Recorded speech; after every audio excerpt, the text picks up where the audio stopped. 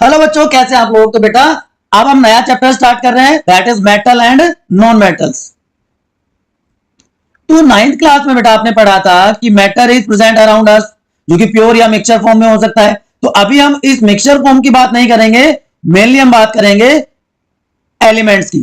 तो modern periodic table में 118 elements presently discover हो चुके हैं। इसमें से अगर हम नॉन मेटल और मेटल में इनको डिवाइड करें तो नॉन मेटल है बेटा टोटल 22, 90 आर मेटल। उसके अलावा जो 6 हैं उनको कहते हैं मेटलॉइड्स। क्या होते हैं अभी आपको बताएंगे। तो जो 22 नॉन मेटल हैं ये भी अलग अलग फॉर्म में प्रेजेंट हैं। इसमें से 10 बेटा सॉलिड्स हैं, 10 non metals are solid. 1 non metal is liquid जो कि ब्रोमीन है। अभी फीचर पढ़ोगे ना तो आपको पता चलेगा मैंने क्यों बताया आपको। और 12 बाकी जो बच गए 11 वो गैसेस फॉर्म में प्रेजेंट होते हैं। Clear to everyone. चलिए, तो 118 में से कितने हो गए मेटल बताओ फटाफट। 90 क्या है मेटल्स हैं, 22 क्या है नॉन मेटल्स हैं एंड 6 आर मेटलॉइड्स। तो मेटल की अगर हम बात करें बच्चों तो मेटल्स एक्सेप्ट हाइड्रोजन, ये एक्सेप्शन है इसका, दे लूज इलेक्ट्रॉन्स। और इलेक्ट्रॉन्स लूज करेगा तो क्या बनाएगा, दे फॉर्म कैटायंस। इसलिए they have tendency to lose electrons, so they are known as electropositive elements. तो इनको क्या कहते हैं, इलेक्ट्रोपॉजिटिव। तो समझ में आ गया इलेक्ट्रोपॉजिटिव एलिमेंट क्या होता है, वो एलिमेंट जो इलेक्ट्रॉन को लूज करे। अब इनके आउटरमोस्ट शेल में 1, 2 या 3 इलेक्ट्रॉन हो सकते हैं, तो उनकी वैलेंसी क्या हो जाएगी 1, 2 और 3। हाइड्रोजन और हीलियम जिसमें सिर्फ 1 और 2 इलेक्ट्रॉन होते हैं, ठीक है। तो वो दोनों क्या हो गए नॉन मेटल्स। अब ऐसे मेटल्स अगर हम क्लासिफिकेशन की बात करें, ऐसे मेटल जिनकी इकोनॉमिक इंपोर्टेंस बहुत ज्यादा होती है, डिफेंस में अगर उनकी इंपोर्टेंस है तो उनको कह देते हैं स्ट्रेटेजिक मेटल्स। क्या कहेंगे उनको, स्ट्रेटेजिक मेटल्स कहेंगे बेटा। कोई एग्जांपल बता सकते हो आप जिसकी डिफेंस में इंपोर्टेंस होती है। टाइटेनियम, जिरकोनियम, मैंगनीज, ये सारे स्ट्रेटेजिक कहलाते हैं। क्यों, क्योंकि इनका जो मेल्टिंग पॉइंट है, जो बॉइलिंग पॉइंट है वो हाई होता है। पहली बात, दे आर कोरोजन रेजिस्टेंट, तो जल्दी से कोरोड नहीं करते। And they are stronger than iron but lighter in weight. तो इंपोर्टेंस बढ़ गई ना। तो ये तो पहला टाइप हो गया क्लासिफिकेशन के बेसिस पे अगर हम बात करें। तो दूसरी जो इंपॉर्टेंट बात इनके बारे में होती है, जो इनको क्लासिफाई करवाती है, उसको कहते हैं, दूसरा जो ग्रुप होगा noble metals. Second one are noble metals. तो ऐसे मेटल्स जो रेजिस्टेंट हैं कोरोजन के लिए, जैसे कि मोस्टली बेसिस होते हैं, तो इसमें क्या आ जाएंगे, गोल्ड आ जाएगा, आपका प्लेटिनम आ जाएगा, आपका रोडियम आ जाएगा। And third one is known as precious metals. अब आप में से बहुत सारे सोच रहे होंगे सर गोल्ड भी तो प्रीशियस होता है। यस, कि जो लेस रिएक्टिव हो, लस्ट्रस हो,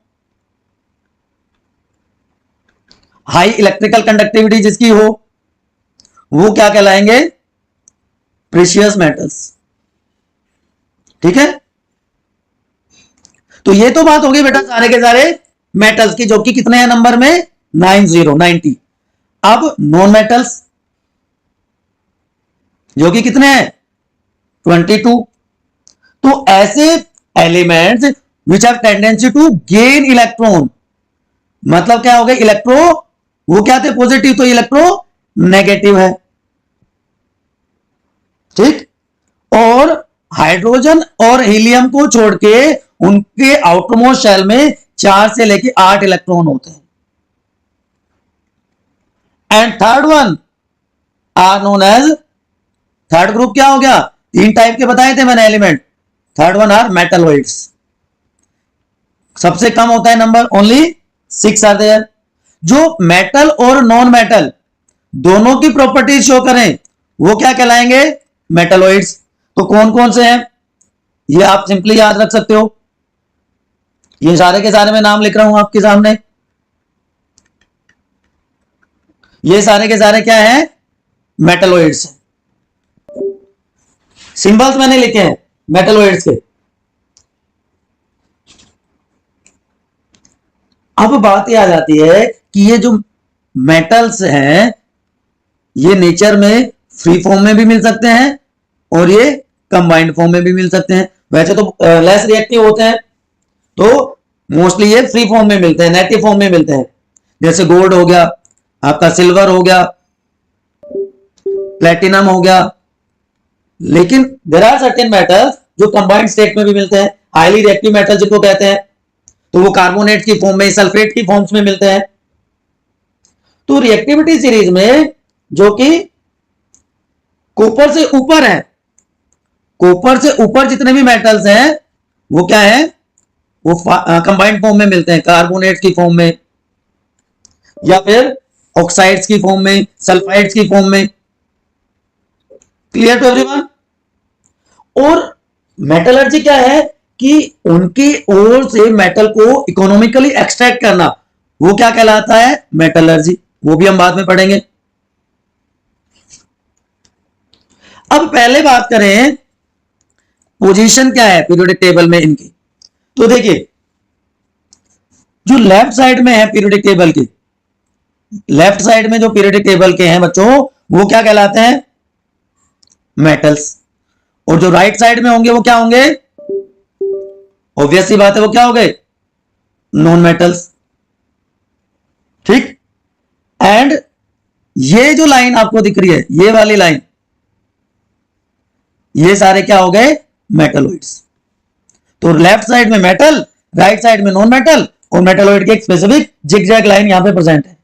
boron, silicon, germanium, arsenic, antimony, tellurium, polonium and एस्टेटिन। ठीक।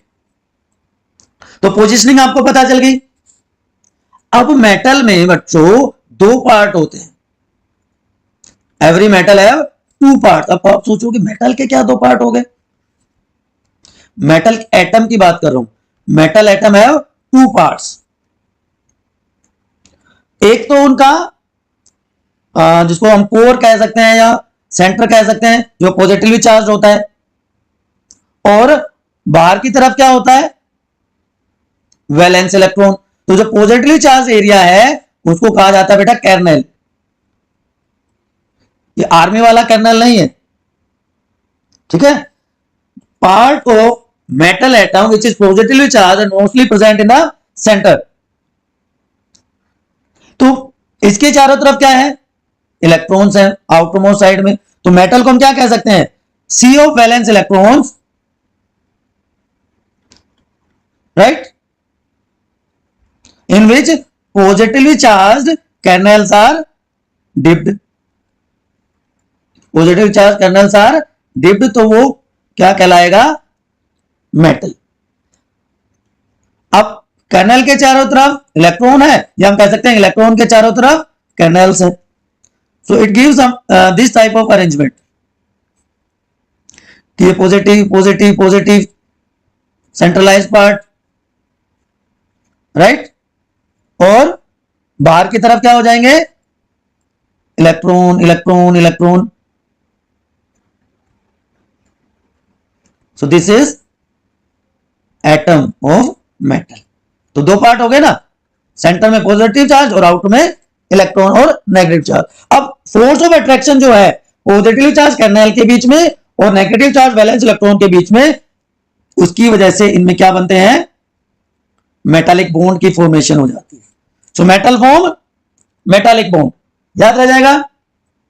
चलिए अब फिजिकल प्रॉपर्टीज की बात करते हैं। फिजिकल प्रॉपर्टीज ऑफ मेटल्स और नॉन मेटल्स। मैंने इंट्रोडक्टिव पार्ट में बेसिक और टर्म्स इसलिए बताई क्योंकि फिजिकल प्रॉपर्टीज आप 6th क्लास से पढ़ते आ रहे हैं, बहुत सारे बच्चों को याद भी होंगी, ठीक है?